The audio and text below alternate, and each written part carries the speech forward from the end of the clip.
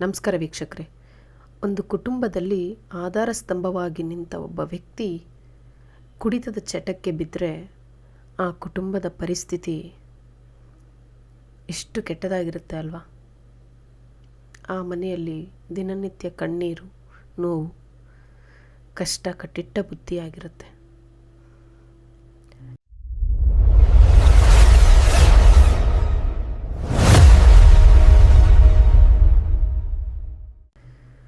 ಒಬ್ಬ ವ್ಯಕ್ತಿ ಕುಡಿದ್ರೆ ಕೇವಲ ಅವನ ಆರೋಗ್ಯ ಹಾಳಾಗೋದಿಲ್ಲ, ಅವನ ಇಡೀ ಸಂಸಾರವೇ ಜೀವಂತವಾಗಿ ಸುಟ್ಟು ಹೋಗುತ್ತದೆ.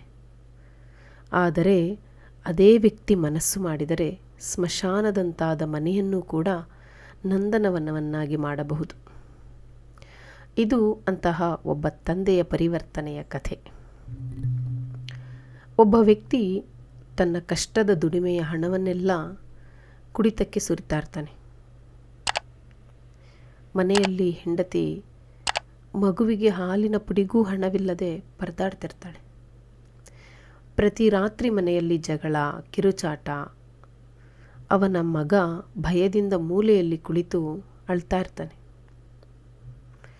ಒಂದು ದಿನ ಆತ ವಿಪರೀತ ಕುಡಿದು ರಸ್ತೆ ಪಕ್ಕದಲ್ಲಿ ಪ್ರಜ್ಞೆ ತಪ್ಪಿ ಬಿದ್ದಿರ್ತಾನೆ.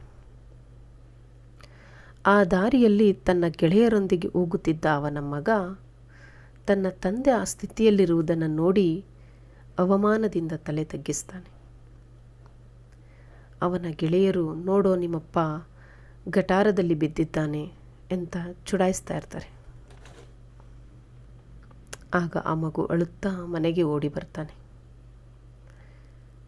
ಮನೆಗೆ ಬಂದ ಮಗ ಹೇಳುವ ಒಂದು ಮಾತು ಅವನ ತಂದೆಗೆ ಗುಂಡೇಟಿನಂತೆ ತಗುಲುತ್ತದೆ. ಅಪ್ಪ, ನೀನು ಕುಡಿದು ಬಿದ್ದಾಗ ನಿನ್ನನ್ನು ನೋಡಿ ನಗುವವರ ಮಧ್ಯೆ ನಾನು ತಲೆ ಎತ್ತಿ ನಡೆಯಲು ಸಾಧ್ಯವಾಗುತ್ತಿಲ್ಲ. ನೀನು ನಮಗೆ ಆಸ್ತಿ ಮಾಡಿಕೊಡಬೇಡ, ಗೌರವದಿಂದ ಬದುಕುವ ಅವಕಾಶವನ್ನು ಮಾಡಿಕೊಡು ಸಾಕು ಅಂತ ಹೇಳಿ ಕೇಳ್ತಾನೆ. ಆ ಪುಟ್ಟ ಮಗುವಿನ ಆ ಕಣ್ಣೀರು ಅವನ ಕುಡುಕತನವನ್ನು ಸಾಯಿಸುತ್ತೆ. ಆಗ ಅವನು ಒಬ್ಬ ಜವಾಬ್ದಾರಿಯುತ ತಂದೆಯಾಗಿ ಬದಲಾಗ್ತಾನೆ. ಅಂದಿನಿಂದ ಕುಡಿತವನ್ನು ಬಿಟ್ಟು ಕಷ್ಟಪಟ್ಟು ಕೆಲಸ ಮಾಡಲಿಕ್ಕೆ ಶುರು ಮಾಡ್ತಾನೆ. ಆದರೆ ಎಷ್ಟು ದಿನ ಕುಡಿದಿದ್ನಲ್ವ, ಅವನ ದೈಹಿಕ ಪರಿಸ್ಥಿತಿ ಚೆನ್ನಾಗಿರೋದಿಲ್ಲ, ಅದು ಅವನಿಗೆ ಸಪೋರ್ಟ್ ಮಾಡ್ತಿರಲ್ಲ. ಆದರೂ ಕಷ್ಟವಾದರೂ ಸರಿ, ನನ್ನ ಮಗನನ್ನು ನಾನು ಚೆನ್ನಾಗಿ ಬೆಳೆಸಬೇಕು ಅಂತ ಹೇಳಿ ಕಷ್ಟಪಟ್ಟು ಕೆಲಸ ಮಾಡ್ತಾನೆ. ಹಣವನ್ನು ಕೂಡಿಡ್ತಾನೆ. ಆ ಕುಡಿತಕ್ಕೆ ಖರ್ಚು ಮಾಡ್ತಿದ್ದ ಹಣವನ್ನೆಲ್ಲ ಸಂಗ್ರಹಿಸಿರ್ತಾನೆ. ಕೆಲವು ವರ್ಷಗಳ ನಂತರ ಅದೇ ಮಗ ದೊಡ್ಡ ಸಾಧನೆ ಮಾಡ್ತಾನೆ. ಅವನು ವೇದಿಕೆ ಮೇಲೆ ಬಂದು ಹೇಳ್ತಾನೆ, ಇವತ್ತು ನಾನಿಲ್ಲಿ ನಿಂತ್ಕೊಂಡಿದ್ದೀನಿ ಅಂದರೆ ಅದಕ್ಕೆ ಕಾರಣ ನನ್ನ ತಂದೆ. ಆ ದಿನ ಅವರು ಕುಡಿತವನ್ನು ಬಿಟ್ಟು ನನಗಾಗಿ ದುಡಿದ್ರು. ನನಗೆ ಇಷ್ಟು ಮಟ್ಟಿಗೆ ಬೆಳೆಯೋದಕ್ಕೆ ಸಾಧ್ಯ ಆಯಿತು. ಇವತ್ತು ನಾನು ಈ ಸ್ಥಿತಿಯಲ್ಲಿ ಇದ್ದೀನಿ.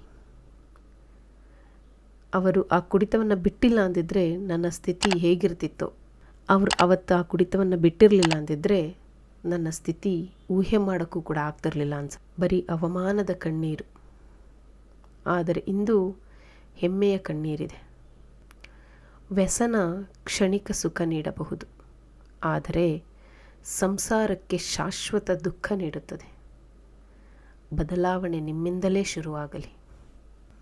ಈ ವಿಡಿಯೋ ನಿಮಗೆ ಇಷ್ಟ ಆದರೆ ಲೈಕ್ ಮಾಡಿ, ಶೇರ್ ಮಾಡಿ, ನಮ್ಮ ಚಾನಲ್ನ ಸಬ್ಸ್ಕ್ರೈಬ್ ಮಾಡಿ. ಧನ್ಯವಾದಗಳು. ಎಲ್ರಿಗೂ ಒಳ್ಳೆಯದಾಗಲಿ.